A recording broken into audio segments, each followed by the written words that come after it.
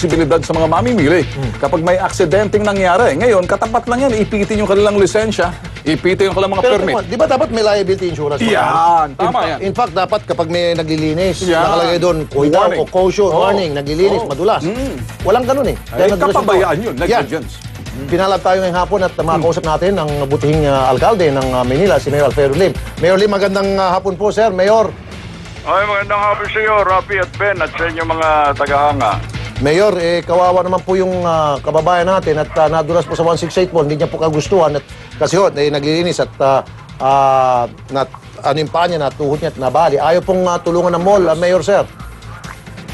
Ay, di pa imbestigahan natin yan. Pwede ba papuntahin mo lang yung humihingi ng tulong sa iyo? Opo. Bukas, teka muna. Holiday po bukas pala, Mayor. Wednesday. Basta official bukas. Opo, opo. Pwede sa Miyerkules, matatawag ko yung 168 na paano ang gagawin nila dito sa tao na nagkaroon ng diferensya sa tuhod sa loob ng kanilang mall. Opo. Nadulas po, hindi naman sinasadya. Ang problema kasi, Mayor, pabayadin yung mall dahil nung maglilinis sila at may mga tubig doon, sana naglagay man lang sila na kuidaw o caution, naglilinis at gano'n. Anyway, sige po, Mayor, sasamahan po namin sa inyong tanggapan sa Miyerkules po, sir. Mga 10 o'clock o 10:30. Opo. Sige po. Matatawag ko na yun sa 168. Gaano ba nagastos nitong humihingi ng tulong sa inyo? 80,000 na po, sir. 80,000. Ilan? 80,000 na po. 20. 80 po. 80 po. 80. Yes, sir. 80. Opo. Malaki. Sige. Patatawag ko. Ayun. Sigurado ako, Mayor, matatakot sa inyo yun. Manginginig. Baka Hindi, sasabihin ko, nagsumbong doon sa Tulpo Brothers para mayanig. Sige. Maraming salamat po, Mayor. Sir. Salamat po. Mula kay Mayor. Miyerkules, Ben, Rapi. Thank you. Okay. Sige, kumusta sa inyong lahat, ha? Opo, Mayor. Thank you, Mayor. Okay. Okay, mula kay Mayor Lim, sana naman nanonood si Kiko, Senator Kiko, sa istoryang ito. Para, ano, bakit? Para ito'y hindi naman to para repasuhin, ito'y repasuhin na sana ang Juvenile Act. Isang bata kasi may kakaibang habit. Sa murang edad na 15, kilabot na ang tiuturi sa kanilang lugar sa Mandaluyong itong bagets na tago natin sa pangalan Bong. Imbes na pumasok sa eskwela, ang kanyang kareray mangikil at mang-hold up ng kapwa niyang estudyante. Ang kanyang pinakahuling biktima, ang kanyang mga kaklase, na ito'y tago natin sa pangalan sila Peter at Donald. Ayon sa mga biktima, tinambangan daw sila ng suspect na si Bong at kinuha ang kanyang cellphone at pera. Isinumbong nila ang suspect at agad nadakip na mga tanod. Pero palibhasa minor de edad, sa DSWD ang bagsak ng kilabot na bagets. Ayun. At ito'y isang ginang ang nagkumunyon, pero sa halip na mahugasan ng kasalanan, lalong nagkasala. Sinaksak niya kasi ang isang pare, pero itong si Father pala, karate expert. At ang kamay, ito'y kamay lang isinakripisyo. Di raw nagsisi ang ale at may basbas daw ng Panginoon ang kanyang ginawa. Iyan. Arestado si Divina Guantero matapos niyang saksakin ng isang pare sa barangay San Jose del Monte, Bulacan. Ayon sa otoridad, sinaksak ni Divina ang pare habang nag-communion ito.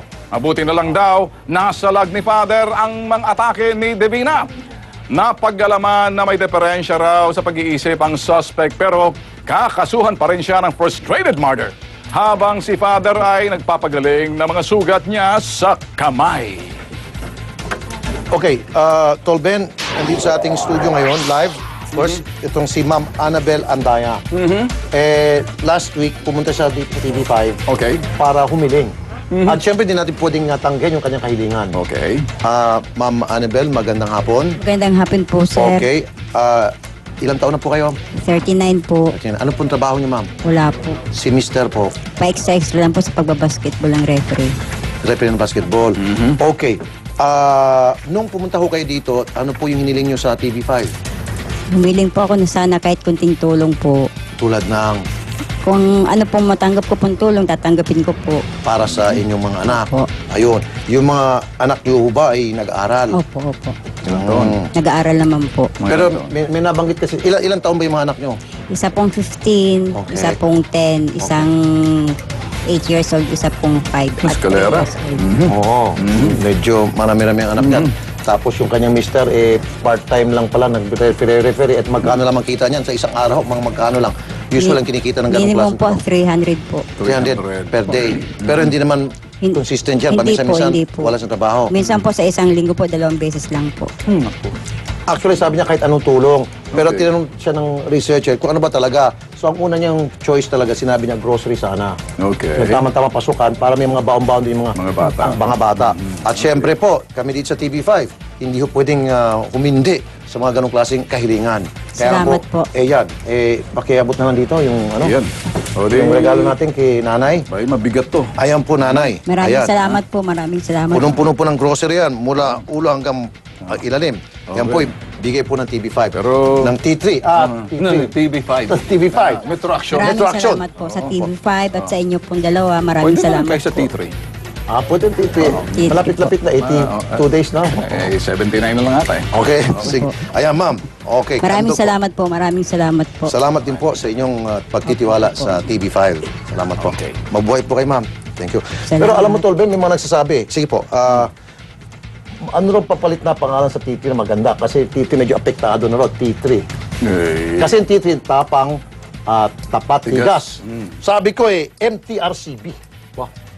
Yung M, matapang, todo, resback, kalbaryong bumabatikos. Ayos ah. MTRCB. Di ganun na lang. MTRCB na lang. Yun ang palit natin. Yan.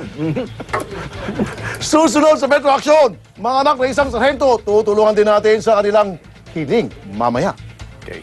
At sumbong ng isang videolante, mga padyak sa Taft Avenue, Manila, nakahamba lang ang mga motorista at commuter kamot sa ulo sa traffic.